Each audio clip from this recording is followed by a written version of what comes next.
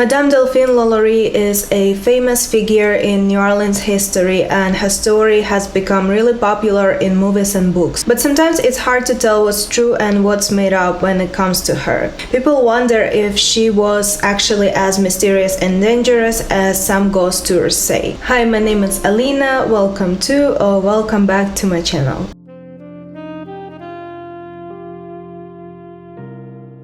Marie Delphine McCarthy was born on March 19, 1787 in New Orleans. She came from a rich family. Her family members, mostly men, had been in the military, owned land, and her father, Louis Bartholomew de McCarthy, was given the title of Chevalier of the Royal and Military Order of St. Louis. By 1794, her family owned a 1,344-acre plantation between Bartholomew and Independence Streets, close to St. Claude Avenue and next to Count Pierre-Philippe Mandeville de Marigny, who was very rich. From all this, one could say that she had a very privileged and lucky childhood. Delphine's mom was great at throwing parties. She liked having parties that lasted late into the night. Sometimes they would do fun things like jumping into the canal on their property. At one time, they played a prank on the male guests by taking their clothes and shoes and making them go home in just their nightclothes. Delphine's mom really enjoyed both parties and pranks. When Delphine's mom died in 1807, her father looked for a new companionship in a different but popular way. He had a long-term relationship with Sophie Moussaint, who was a free quadroon. Sophie had a daughter named Delphine MZ McCarthy. Delphine and her brother Louis were the child's godparents. Many men from the McCarthy family were in relationships with free women of color or mixed-race women. For example, Delphine's uncle Eugene was with a woman named Eulalie Mandeville de Marigny for 54 years. She was the daughter of an enslaved woman and Eugene's father. Eugene and Eulalie had 7 children together and they seemed happy. Eulalie didn't seem to mind that Eugene also had 5 other children with 2 other free women of color. This history sets the stage for understanding Delphine McCarthy LaLaurie's life better.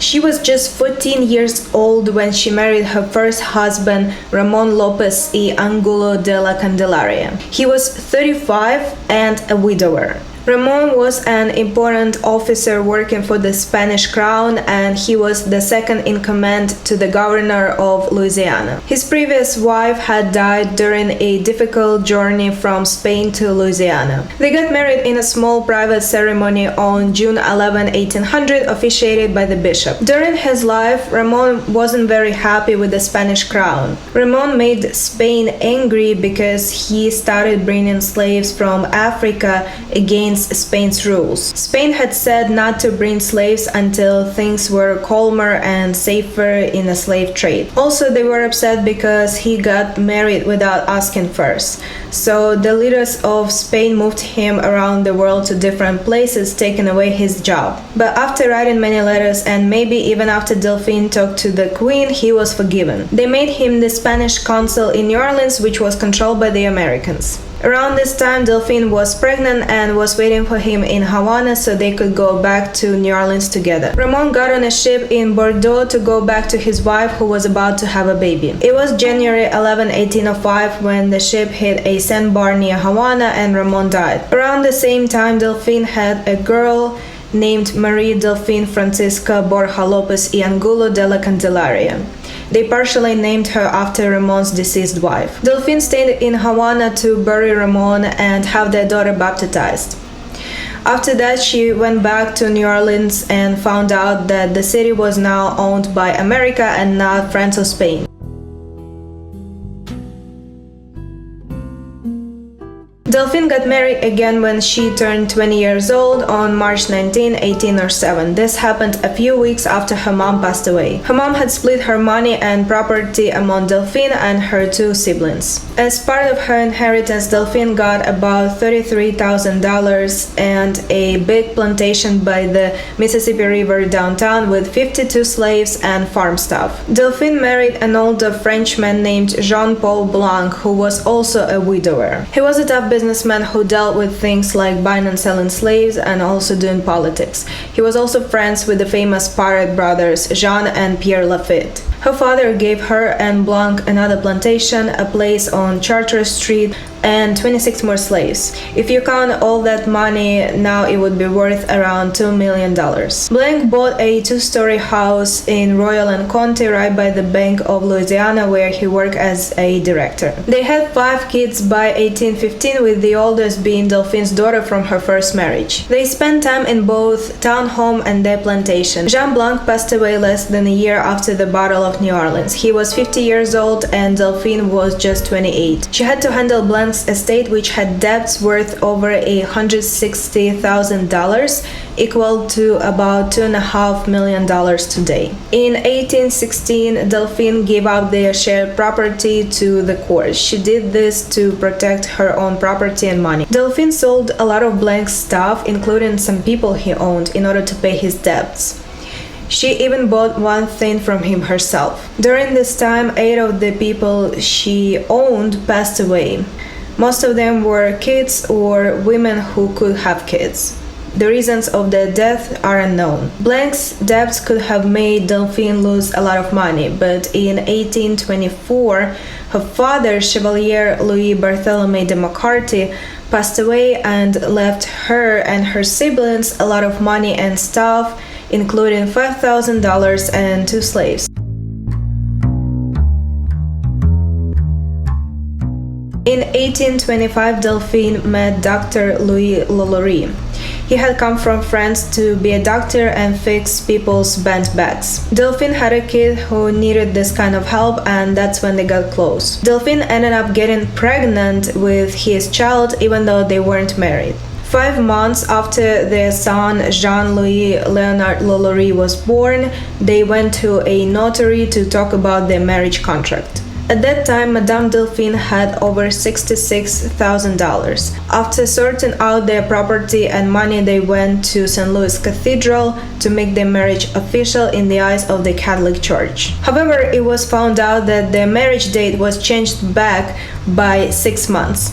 Having a child out of wedlock was not accepted in the high society. Madame Delphine was now 40 years old and on her 3rd husband, while Dr. Lalaurie was 25 years old, a father in a new country with a wealthy wife. Letters from their friends mentioned that their marriage was not happy. They often fought, separated, and then got back together. Some letters also talk about Delphine's cruelty towards her slaves, hinting at early signs of her mistreatment. In 1831, Madame Delphine Lalaurie bought some land on Royal and Hospital Streets, now known as Governor Nichols Street. This is where the famous haunted Lalaurie mansion was later built. On November 16, 1832, Delphine went to court to ask for a divorce. She said that her husband treated her so badly that she couldn't live with him anymore. She also said that he had hit her in front of other people. 5 months later, Dr. Lalaurie agreed to the separation and moved to his new house in Plaquemines Parish for good.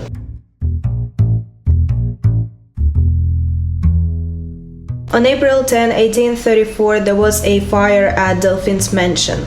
At that time, she and her husband were not living together. During the fire, a shocking truth came to light.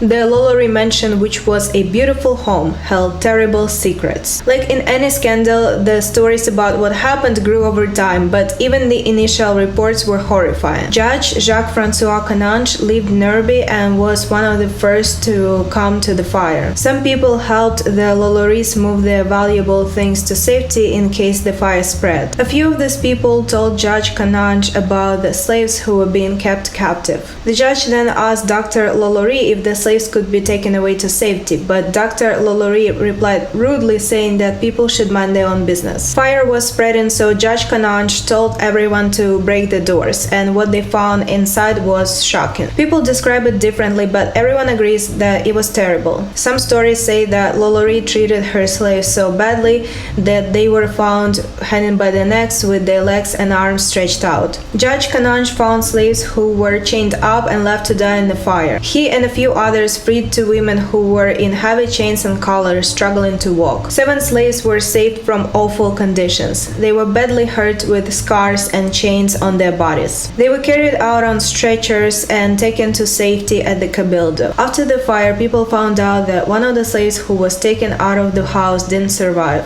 They also dug up bones from Lolore's courtyard. They said that some of the bones belonged to a young slave girl who Madame Delphine had chased out of a window, causing her to fall and die, then buried her in the yard. But there were also other reports saying completely the opposite, claiming that there was no death or bones found. There are letters by Jean Bozet years before the fire saying that Madame Delphine had been taken to court for how she was treating her slaves, but she got away with it because they didn't have any witnesses. In a book called Madame Lolore, the Mistress of the Haunted House, Caroline Morillon shares different perspectives from that time and connects the dots between past accusations and what people were worried about back then. We can't really be sure what's true and what's exaggerated in this story, but we do know that many people talked about the terrible ways the Lolores treated the people they enslaved. It's important to mention that Delphine wasn't accused of mistreating her enslaved people until she married Dr. Lolore.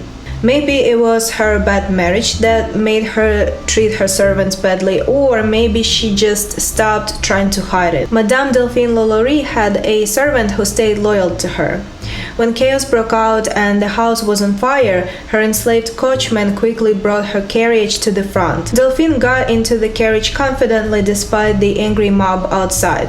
The crowd was shocked at first, but then they tried to stop the carriage. However, the coachman used his whip to make the horses run and they escaped from the crowd. He followed a route to a schooner waiting at the New Orleans Navigation Company docks by Lake Pontchartrain. Delphine boarded the schooner and fled from there. After that, people talked a lot about a woman who was cruel to her slaves, and they wondered where she went. A poet named William Cullen Bryant wrote about her in a journal. He said he sailed from New York to France on June 24, 1834, and met Madame Lolore on that ship. Everyone knew about Madame Lolore's bad reputation. Bryant says she stayed in Mobile for a while before going to France with her husband. In Paris, her kids often visited her. Her husband lived off her money, but then got tired of her complaints and left for Havana. Delphine McCarthy Lolore passed away in Paris on December 7, 1849. The local government called the prefecture of the Department of the Seine stated that she passed away at her home, but they didn't mention why. Letters exchanged between her and her children mention a long-lasting illness that she had been dealing with, and it is likely that she passed away from that illness. In 1941, there were claims about finding a strange gravestone in St. Louis Cemetery No. 1.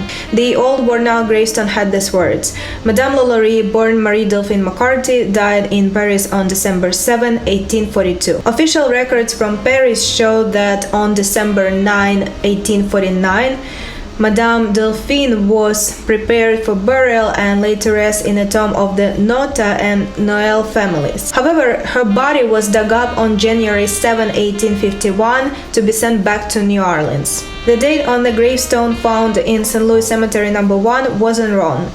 The number 2 faded so much that it looked like a different number. For nearly 200 years, people have talked about strange things happening in the Lolore mansion. It's not shocking that many people believe that this mansion is haunted. Specifically, there is a room in the mansion where slaves were kept, and a lot of people say that they hear moaning from it. People also say that they hear ghostly footsteps around the house and claim that they feel a very negative energy. People who pass by say that they see ghosts at the mansion's top windows.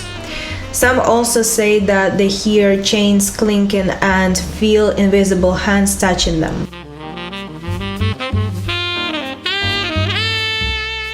Elizabeth Bathory was a Hungarian countess who lived a long time ago from 1560 to 1614. Bathory did something terrible. She hurt and killed many women. Some even say that she hurt as many as 650 women. making her the worst female serial killer ever. People found a room in Elizabeth Bathory's house with women's bodies inside. Their heads had holes drilled into them and their limbs were broken and moved in strange ways. Does this remind you of something? It seems like someone took Elizabeth Bathory's story and said it was Madame LaLaurie's story. Either way, it would make sense for the LaLaurie mansion to be haunted, considering all the pain and bad things that happened there. Nowadays, this mansion is privately owned and is not open for public access. Thank you for watching this video, like and subscribe, and I'll see you in the next one. Bye!